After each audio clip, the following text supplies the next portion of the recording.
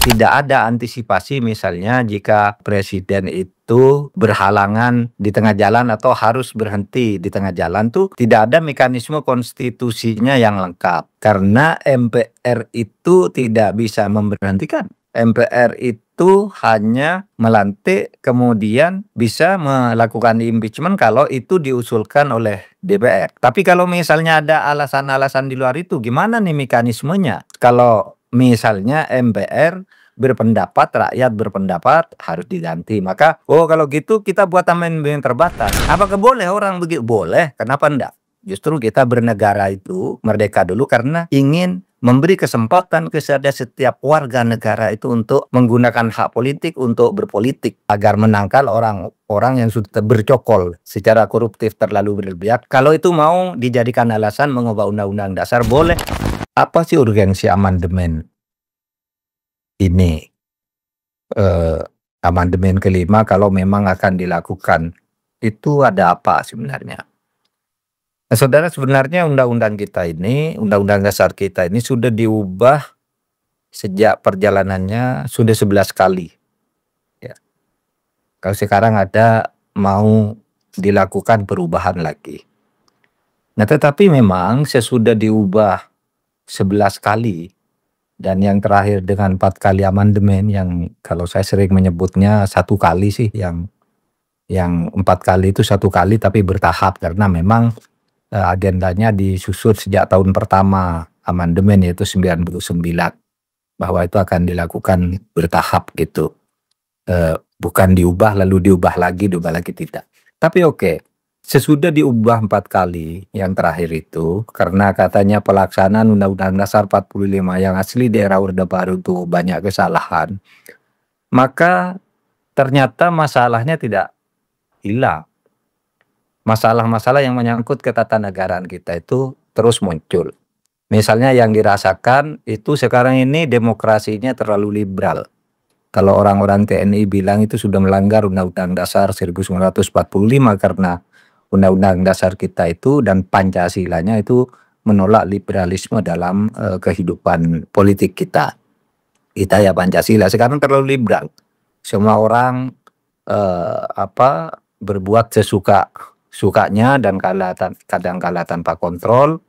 Bahkan sekarang seorang anak kecil saja hari ini diberitakan itu menghina presiden atau wakil presiden Trisno yang dikatakan giginya tinggal 2 harus dicabut karena dia ikut menandatangani petisi TNI tanda tangan untuk pencopotan wakil presiden. Bilang orang tua Pak Tile udah nggak bisa makan sate, kamu yang harus dicabut giginya bukan Gibran yang dicabut dari jabatan presiden. Gitu anak ini sudah terlalu liar ya demokrasi kita ini ketika membela atau mendukung sesuatu. Kemudian ternyata sekarang KKN masih banyak. Sudah diubah undang-undang dasarnya KKN masih banyak. Padahal dulu ya kita itu mengubah undang-undang dasar yang reformasi itu kan karena untuk menghilangkan atau melawan KKN. Itu tema utamanya tuh KKN. Karena KKN itu yang membunuh demokrasi, membunuh hak asasi, membunuh hak ekonomi dan sebagainya.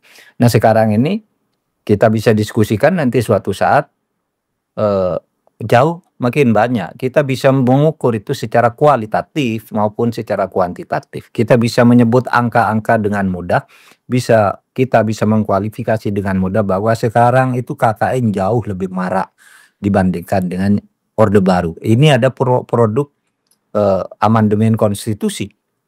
Kemudian sekarang ini saudara sekalian muncul gejala autokratik legalisme.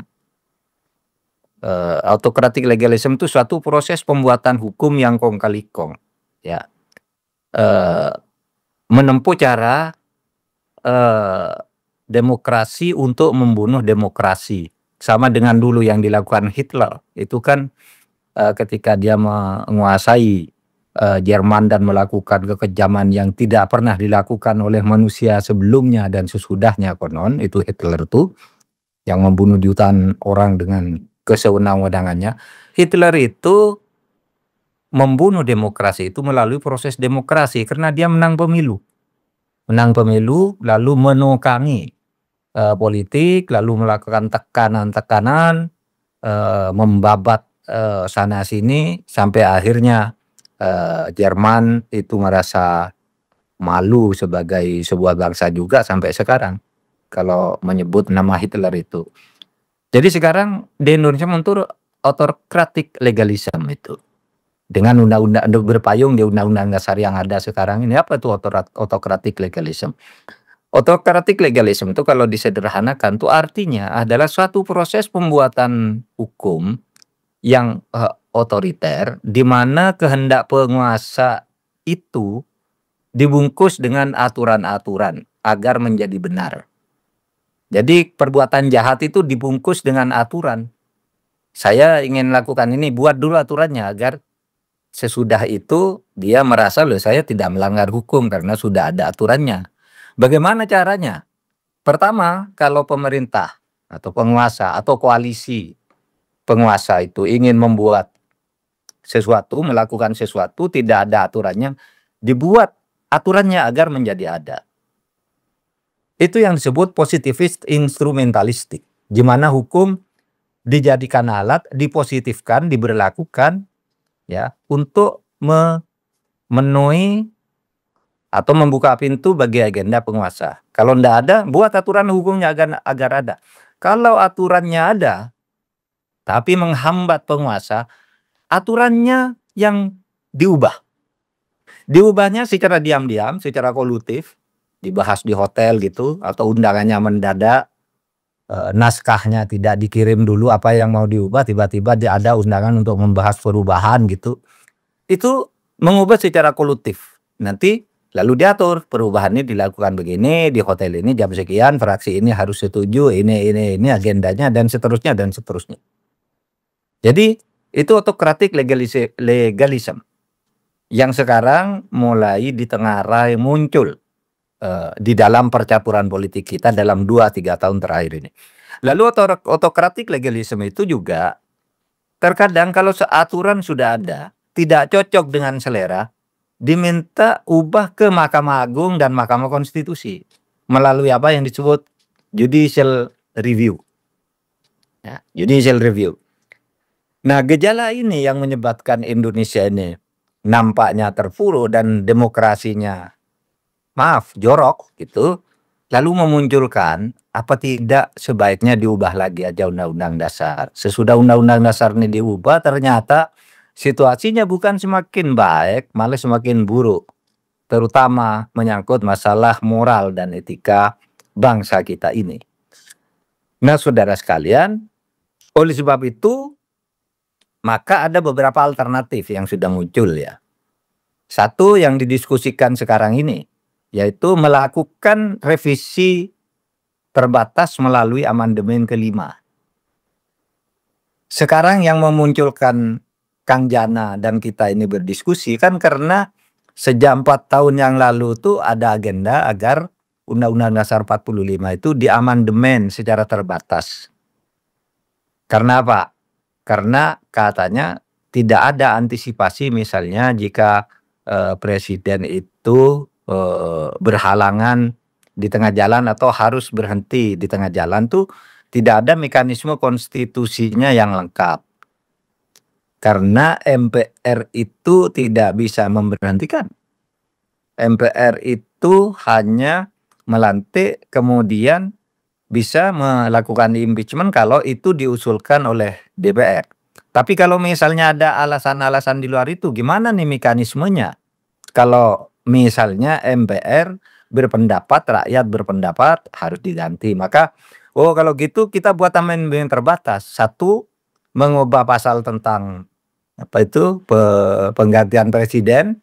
Ya, kalau presiden berhalangan dan seterusnya, atau menguatkan kembali pasal yang sudah diubah bahwa masa jabatan presiden dan wakil presiden itu adalah 2 kali dan tidak bisa diperpanjang lagi pada jabatan yang sama. Itu akan diperkuat, yang sebenarnya tidak perlu amandemen karena itu memang sudah begitu isinya. Tapi isi yang satunya membuat GBHN, sekarang itu disebut PPHN, pokok-pokok haluan negara, mau dijadikan dihidupkan lagi GBHN itu karena katanya presiden tuh presiden itu, sering melakukan pelanggaran-pelanggaran dan mau-maunya sendiri selama era reformasi, tidak spesifik, periode tertentu selama reformasi itu suka buat mau-maunya sendiri, kadang-kala kehilangan arah. Oleh sebab itu perlu PPHN. Ini katanya, misalnya agenda ini dibawa oleh, alumni kita Bamsud, Bambang, Susatyo, yang menginisiasi adanya amandemen, ke-5. Alasannya ya cukup masuk akal juga. Tetapi ada yang mengatakan, "Dong, jangan revisi lah, kita tetap aja yang sekarang." Ini aliran yang kedua, tetap aja yang sekarang. Kita laksanakan saja dengan konsekuen, sudah bagus. Soal urusan tambal sulam dan sebagainya, sebenarnya kan kalau kita ikuti amandemen kita itu dalam 4 tahap itu kan, sama dengan Amerika karena naskah aslinya itu tidak pernah dilepas, melainkan dia disisipkan, ditambahkan, atau dikatakan dicabut, diubah, ditambah koma, ditambah frasa ini dan sebagainya dan sebagainya. Tapi, aslinya itu masih tetap. Tapi oke lah, ada yang bilang begini, kalau itu dijadikan sebuah naskah misalnya Undang-Undang Dasar yang sekarang itu, laksanakan coba dengan konsisten, dengan konsekuen. Apa coba yang kurang dari Undang-Undang Dasar kita ini? Nggak ada. Bahwa misalnya ada DPD salah jalan, kalau salah jalan itu bukan hanya DPD, ya, DPR juga, presiden juga, MA lebih lagi, MK lebih lagi, semua. Bukan karena undang-undang dasarnya ini, mari kita cari nanti urgensinya apa. Lalu ada yang bilang, sudah tidak usah revisi terbatas, tidak usah, tetap seperti yang sekarang karena tidak baik, mari kita buat yang benar, yang baru. Menurut teorinya Casey Ware tadi yang disebut oleh Bu Susi, dan lain-lain gitu, buat yang baru aja yang bagus lah. Kan memang, sudah harus direvisi dan dalam pengalaman memang kayak seperti ini. Kenyataannya kita selalu didesak pada situasi buruk oleh pemerintahan kita itu. Tidak pernah ada satu jeda pun di dalam masa pemerintahan kita yang sudah 80 tahun sebentar lagi ini, di mana Undang-Undang Dasar itu tidak dipersoalkan. Karena telah menimbulkan pemerintahan-pemerintahan yang buruk, gitu. Lalu ada yang bilang, apa sih? Revisi terbatas, atau tidak usah direvisi tapi laksanakan dengan konsekuensi, atau sekalian revisi total. Ada yang malah, sebaliknya dari itu semua. Sudahlah, ini TNI nih. TNI dan juga agendanya, Partai Gerindra ya. Sudahlah kita kembali ke Undang-Undang Dasar 1945 yang asli. Gitu, yang dulu lah, yang berlaku pertama. Kalau yang asli itu kalau dilihat kertasnya mana yang asli mana tidak kita ndak tahu. Tapi yang diundangkan pertama pada tahun, tanggal 18 Agustus 1945. Oleh sebab itu saya ingin, me-recall ingatan kita semua, bahwa saya tadi katakan Undang-Undang Dasar 45 itu sudah berubah 11 kali.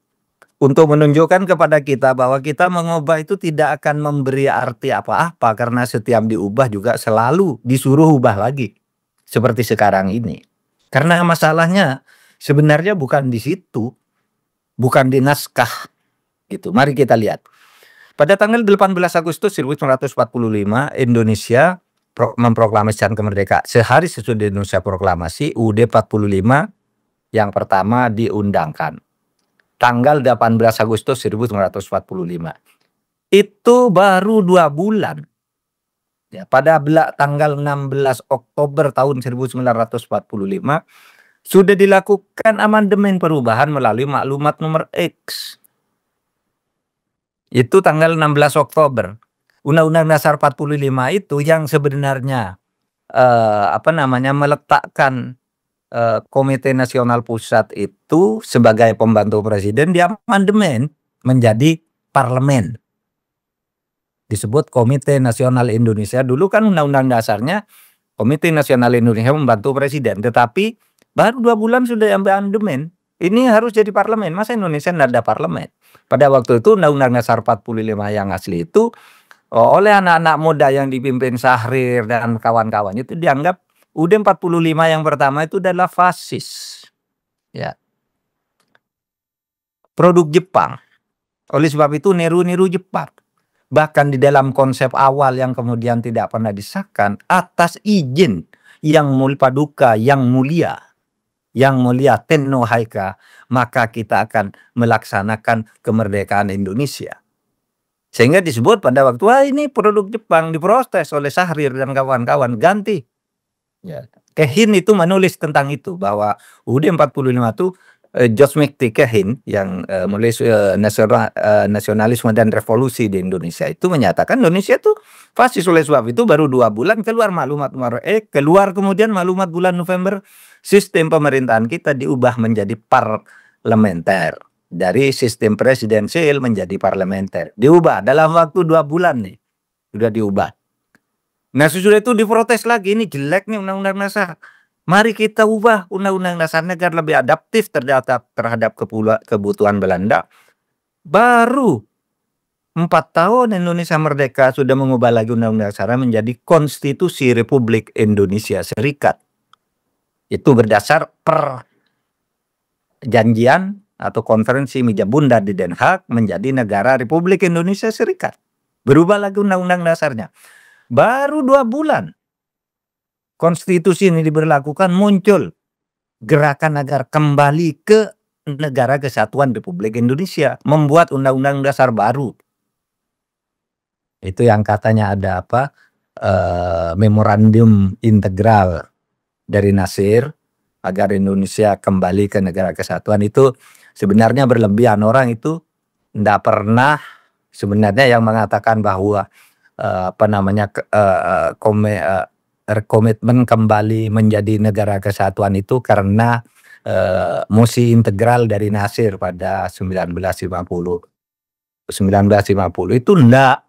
Nasir enggak pernah membuat mosi integral untuk kembali ke UUD 45. Saya udah baca dan saya sudah menulis tentang itu. Nasir itu mengajak kita berintegrasi. Kita mari bekerja secara integral. Kata Nasir, saya tidak peduli. Ada kalimatnya, saya tidak peduli negara ini negara kesatuan ataukah negara federal. Bagi saya yang penting integral, berintegrasi gerakan-gerakan kita ini. Nah, orang yang terlalu romantis, memilih romantisme sejarah gitu, menganggap, oh yang mengembalikan Indonesia ke negara kesatuan mesti integral. Nasir enggak. Saya menulis tentang ini dari naskah aslinya. Nasir tidak pernah mengajak kembali ke negara kesatuan. Dia mengajak bersatu karena pada waktu itu Bung Karno, Bung Hatta, anak muda, partai itu pecah. Nah, disitulah kemudian disepakati untuk kembali ke negara kesatuan, bukan karena musi integral itu. Sebenarnya musi integral itu sebagai salah satu pemicu, karena isi musi integral itu bukan kembali ke negara kesatuan, melainkan mengajak kita bersatu. Maka sesudah itu dibentuklah panitia undang-undang dasar sehingga lahir kemudian UUDS 50. Perumusnya Supomo. Nah, UUDS 50 ini Indonesia kembali menjadi negara kesatuan, tapi kemudian menjadi sebuah negara dengan sistem parlementer sejak tahun 50. Sebelum itu juga sebenarnya sejak tahun 45 prakteknya sudah sistem parlementer. Nah, UUDS 50 itu parlementer. Ini pun diprotes lagi. Apa sih kok pakai undang-undang dasar seperti itu? Jadikan aja nih UUDS gitu. Jangan undang-undang dasar yang benar, UUDS undang-undang dasar sementara aja. Kenapa? Karena kita akan membuat undang-undang dasar yang baru melalui pemilu. Maka ada pemilu tahun 1955. Pemilu 1955 menghasilkan konstituante yang mulai bersidang tahun 1956, tetapi 3,5 tahun berdebat, dianggap oleh Bung Karno dan militer Nasution ini mengancam perpecahan, maka keluar dekret Presiden 5 Juli. Berubah lagi Undang-Undang Dasar untuk yang kelima kalinya. Dari tahun 45 sampai tahun 59 sudah berubah 5 kali Undang-Undang Dasar itu. Maksudnya apa? Agar Indonesia ini baik, mari kita pakai Undang-Undang Dasar yang asli aja gitu, kata Bung Karno. Nah, Sesudah ini berlaku dengan segala kontroversinya, kalau nanti mau didiskusikan soal keabsahannya, itu ada bisa satu diskusi tersendiri tentang keabsahan sebuah perubahan konstitusi melalui dekret, maklumat, dan sebagainya, itu diskusi sendiri. Tapi ternyata hasil dekret kembali ke Undang-Undang Dasar 1945 ayat 1 itu melahirkan pemerintahan yang totaliter, hampir totaliter atau otoriter paling enggak. Abuse of power. Bung Karno melakukan banyak sekali pelanggaran Undang-Undang Dasar atas nama kepentingan Indonesia. Sehingga Bung Karno membuat undang-undang sendiri yang disebut Penpres.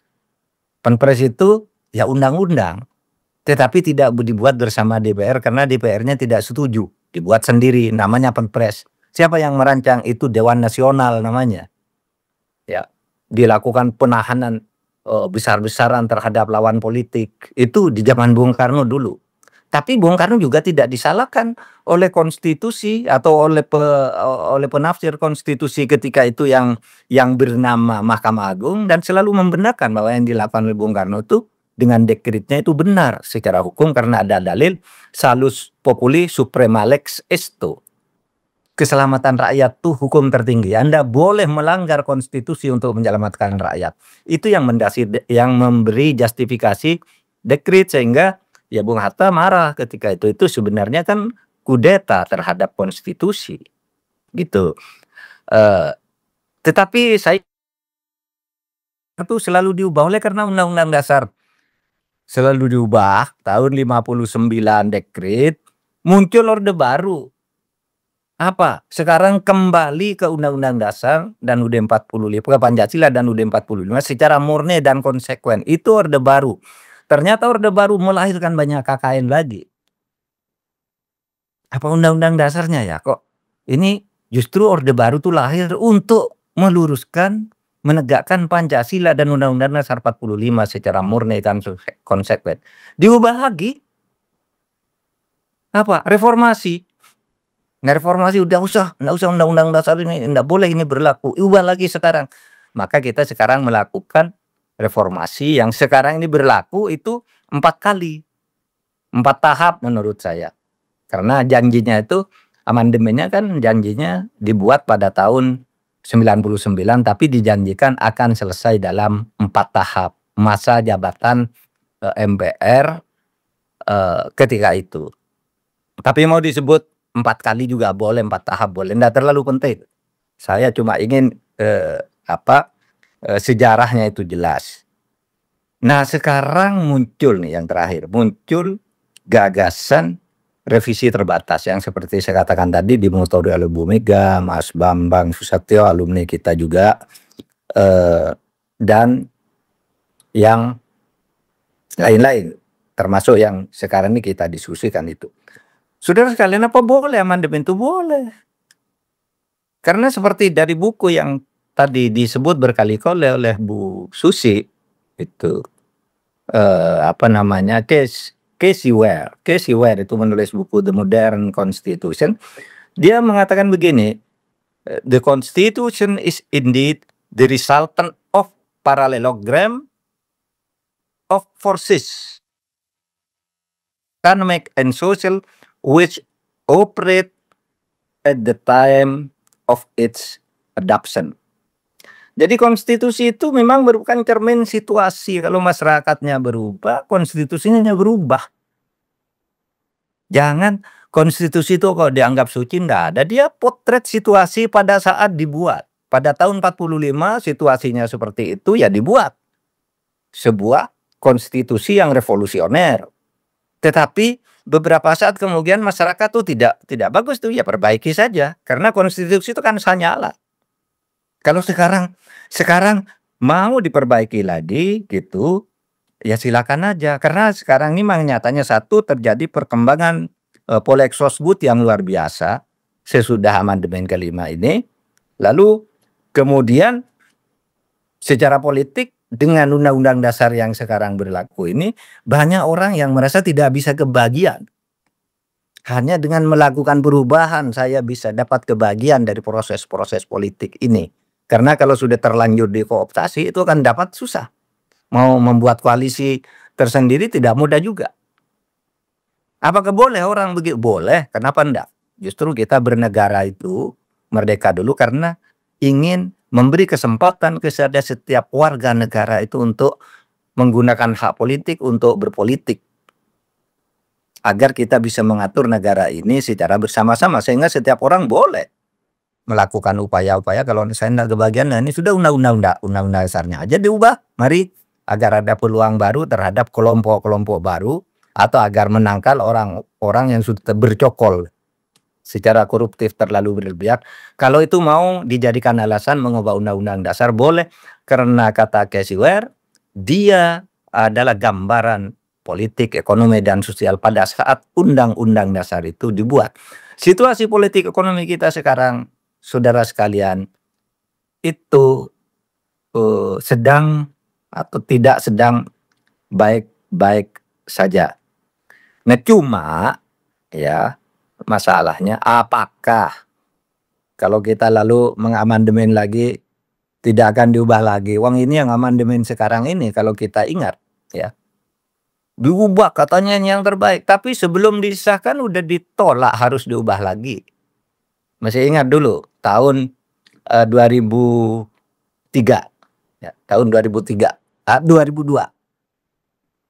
Ketika kan disahkan kurang sehari gitu, Bambang Wijoyanto itu membawa massa ke MPR, berdemo di sana, lalu naskah yang sekarang disahkan ini naskah busuk, dirobek di depan MPR. Nah, boleh undang-undang dasarnya berlaku. Jadi sebelum berlaku aja sudah diprotes.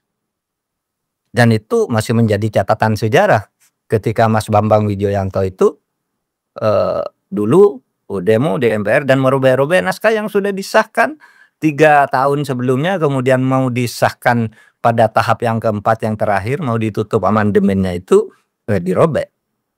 Karena apa? Karena itu kan soal pendapat aja sebenarnya, soal kesepakatan. Resultante. Kesepakatannya seperti itu, ya seperti itu. Yang penting dalam konstitusi itu kita taati selama dia masih berlaku. Selama belum berlaku selama belum diubah, ya kita taati konstitusi itu. Nah, sehingga ada yang mengatakan, loh kalau sekarang ada amandemen lagi diubah bisa jadi kotak Pandora loh. Bisa menimbulkan keributan loh. Wong PDIP aja yang sebenarnya punya agenda melakukan perubahan terbatas untuk memperbaiki, akhirnya khawatir juga. Sehingga ditarik lagi usulnya untuk periode yang kemarin. Padahal itu kan usulnya sebelum pemilu 2024 sudah dilakukan amandemen terbatas, itu sudah digarap oleh PDI dan MPR sudah setuju juga. Tapi kemudian timbul perkembangan, kalau ini nanti diubah bisa ribut. DPD minta agar undang-undang dasar ini ubah total. TNI minta kembali ke yang asli. Lalu ada yang ingin memperpanjang masa jabatan presiden 3 periode. Oleh sebab itu PDIP lalu setuju ini ditunda dulu. Ini bisa meledak ini. Gitu. Karena belum tentu selesai dengan amandemen-amandemen terbatas itu. Nah, terus bagaimana? Ini persoalannya bukan persoalan teknis konstitusi, bukan persoalan substansi konstitusi, tapi adalah persoalan moral. Kalau sudah moral, urusannya kan bukan ke rumusan konstitusi. Urusannya panjang kalau sudah urusan moral. Sehingga kalau ditanya gimana sih konstitusi yang baik? Tidak ada konstitusi yang baik kalau moralnya tidak baik. Assalamualaikum warahmatullahi wabarakatuh.